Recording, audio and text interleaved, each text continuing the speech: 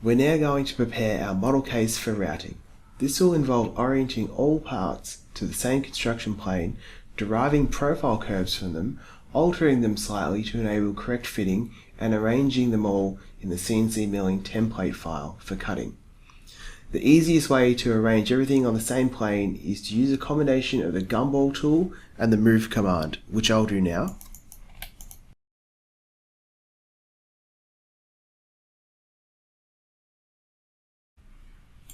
As we want all the pieces to be cut out, the toolpathing we need to specify for is called profiling. Profile curves can be generated in a few different ways. The command dupe border will sometimes achieve this, but the easiest way is to use a combination of make 2D to generate all your curves in place,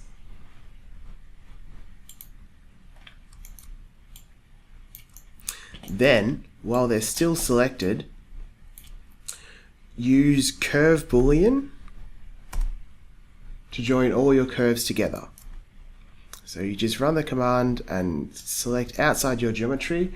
However, if you have holes in your geometry, you'll also have to click within them to remove them from your selection and generate the right curve, as illustrated in this example here.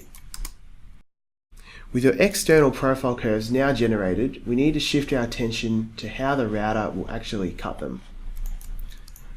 Many of our notches possess exterior angles of 90 degrees, and the circular router bit is unable to remove the small wedge of material left behind.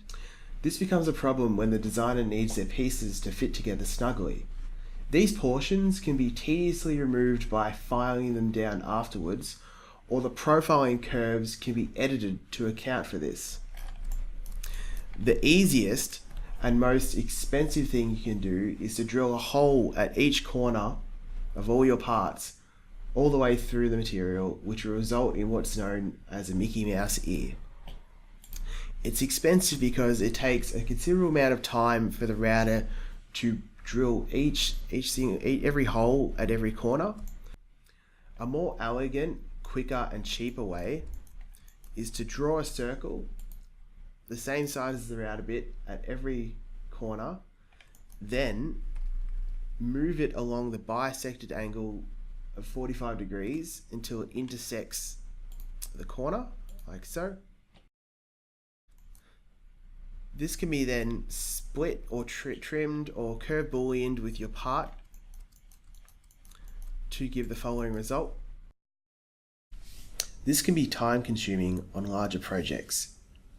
For projects of this scale, I've generated a Grasshopper script that automatically does this for all cases it finds. It can be found on the Grasshopper forums and can save you a bit of time. I'll show you how to use it now. Select all your curves and reference them in to Grasshopper. I'll use the example to show you an example of interior curve corner generation. Reference them in like so. With the appropriate router bit diameter input, one simply has to toggle the bake option to bake out the curves and observe the result. Next, we'll focus on adding these parts to the CNC template for submission to FabLab.